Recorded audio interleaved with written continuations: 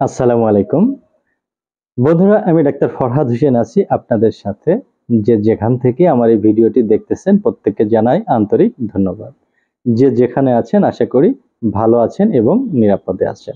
আজকের এই ভিডিওর মাধ্যমে আপনাদেরকে কিছু ইনফরমেশন দেওয়ার চেষ্টা করব, মূলত আপনাদের কষ্টের সমাধান, অর্থাৎ আপনারা যে সমস্যাগুলো ভোগেন সেই সমস্যাগুলো, সেই কষ্টগুলো আমি প্রাথমিকভাবে কিছু তথ্য নেব। এই তথ্য থেকে কিছু ইনফরমেশন দেব যেটি আপনারা ঘরোয়াভাবে নিজেরাই কাজে লাগাতে পারে।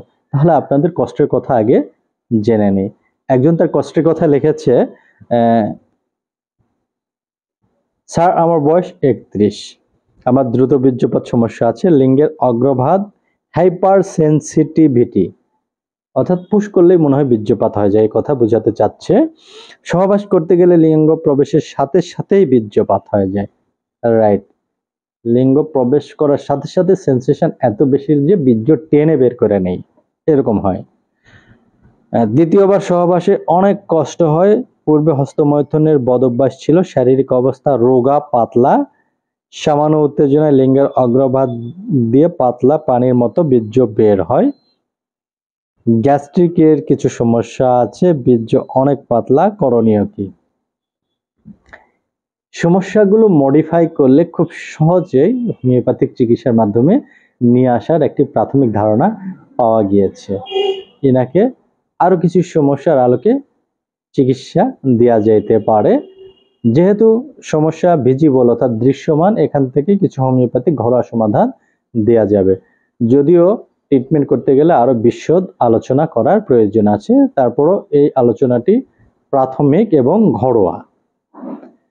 ওনার যে সিমটমগুলো দেখা যাচ্ছে যে তার পেটের সমস্যা, গ্যাস্ট্রিকের সমস্যা এবং তার সেন্সেশন বেশি, ব্যক্তি রোগা পাতলা। দুইটা সিমটম আলাদা করে পাওয়া যাচ্ছে।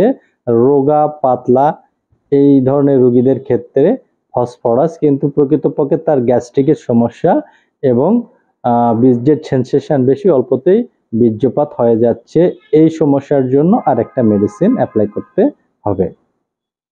এখন এই সমস্যাগুলোর পাওয়ার মেডিসিন কিভাবে দেওয়া যেতে পারে? প্রথমে এই ব্যক্তির লাইকোপোডিয়াম, এটি গ্যাস্ট্রিকের সমস্যা, পেটের যে কোনো ধরনের ট্রাবল এবং সেন্সেশন এটি দূর করার জন্য ঘরোয়াভাবে কাজে লাগতে পারে। এটি ব্যবহার করা যেতে পারে এবং এর সাথে আরেকটি মেডিসিন ব্যবহার করা যেতে পারে যেটির নাম হচ্ছে ডামিয়ানা, বীর্য পাতলা। তাহলে এই ব্যক্তিদের জন্য ডামিয়ানা খুবই এসেনশিয়াল হোমিওপ্যাথিক মেডিসিন। পাওয়ার মেডিসিন 1 থেকে 2 ফোঁটা 3 বেলা খাবারের আগে সেবন করতে হবে, আর মাদার টিংচার 10 থেকে 12 ফোঁটা খাবারের আধা ঘন্টা পরে সেবন করতে হবে। অনেকের কমপ্লেইন থাকে যে মাদার টিংচার কি জিনিস? মাদার টিংচার হচ্ছে যেটি পানিতে দিলে কালার পরিবর্তন হবে, সেটি হচ্ছে মাদার টিংচার। আর পাওয়ার মেডিসিন হচ্ছে পানিতে দেওয়ার পরে পানির কালারই থাকবে। আমি মাদার টিংচারের একটা এক্সাম্পল দিচ্ছি। এটা হচ্ছে ডামিয়ানা মাদার টিংচার। কিভাবে পানিতে কালার পরিবর্তন হবে এই বিষয়টা অনেকের আগ্রহ, যার জন্য আমি একটু ইনফরমেশন দিচ্ছি। এই যে পানি দেখা যাচ্ছে, এখানে আমি সাধারণত 10 থেকে 12 ফোঁটা মাদার টিংচার দেওয়ার চেষ্টা করি। এটা অনেকে বলে গুনবো কিভাবে? না গুনলেও চলবে। এই যে এতটুকু মাদার টিংচার হলেই চলবে। এই মাদার টিংচার এই পানিতে দিলে দেখেন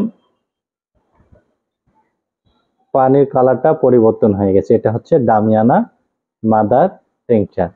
আশা করি তথ্যটা এবং এই প্র্যাকটিক্যাল বিষয়টা আপনার কাজে লাগবে। অনেকে বলে কতটুকু পানি? জাস্ট সামান্য পানি হলেই চলবে, এতটুকু পানি হলেও চলবে।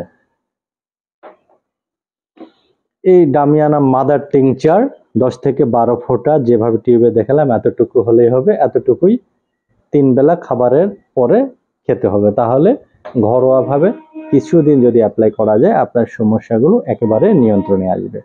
আজকে এই পর্যন্তই। ভালো থাকেন, নিরাপদে থাকেন এবং আমাদের ভিডিওগুলো ইনফরমেটিভ হলে শেয়ার করে দেন আপনার বন্ধুর ওয়ালে। আল্লাহ হাফেজ।